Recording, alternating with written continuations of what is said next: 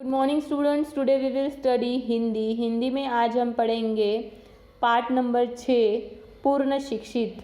पूर्ण शिक्षित इस पाठ में पूर्ण मतलब पूरी तरीके से जो शिक्षित है, किसे हम पूरा शिक्षित कह सकते हैं, मतलब किसे हम पूरा ज्ञानी कह सकते हैं, इस बारे में इस पाठ में बताया है।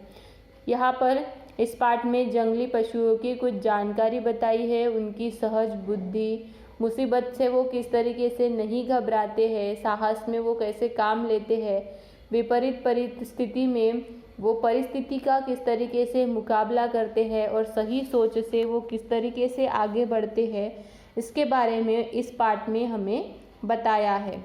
ठीक है, तो हम स्टार्ट करते हैं। एक बार जंगल में एक भेड़िए से एक सियार की भेंट हुई। तो जंगल में कौन कौन थे? भेड़िया था और सियार, ये दो प्राणी थे। तो इन दोनों की क्या हुई? जंगल में भेंट हुई। दोनों में बातें होने लगी।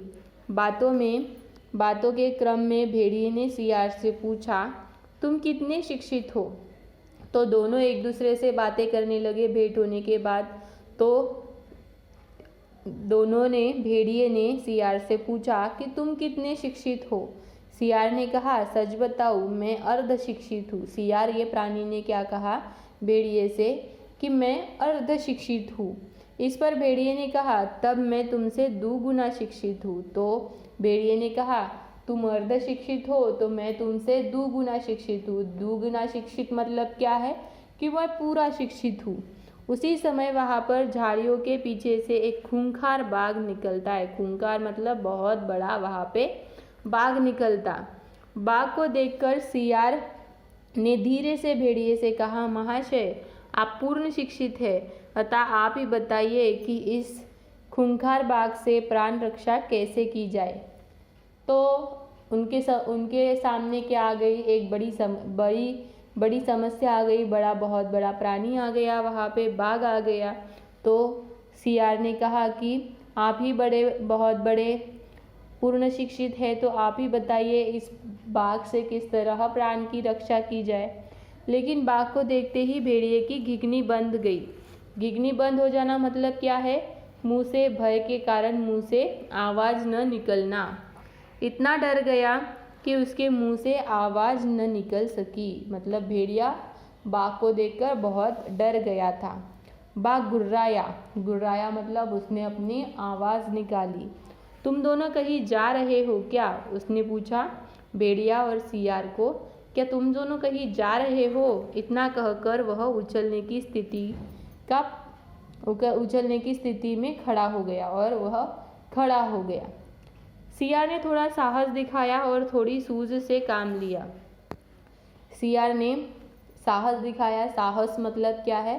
साहस मतलब हिम्मत करते हुए आगे बढ़ा और सूझ मतलब समझदारी से काम लिया। उसने अपने प्रत्युत्पन्न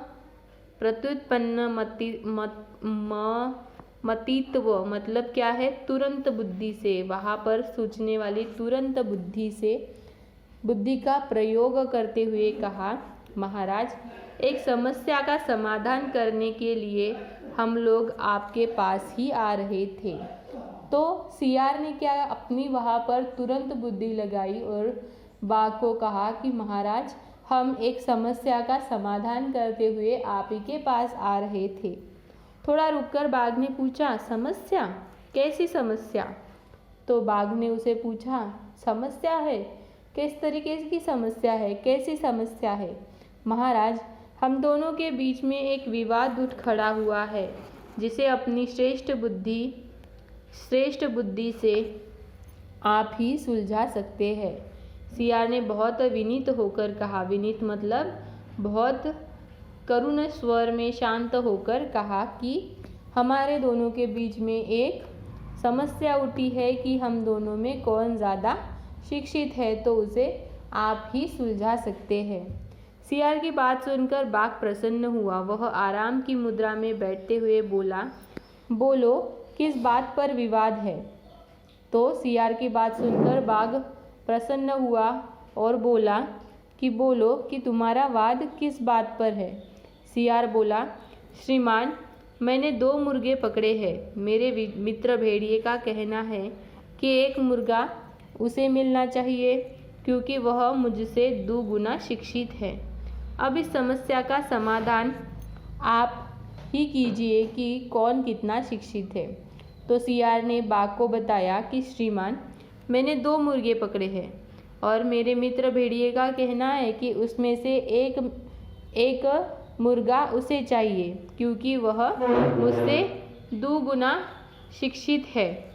अब इस समस्या का समाधान आप ही कीजिए। तो सियार बोलता है बाघ को कि इस समस्या का समाधान आपको ही करना है कि कौन कितना शिक्षित है।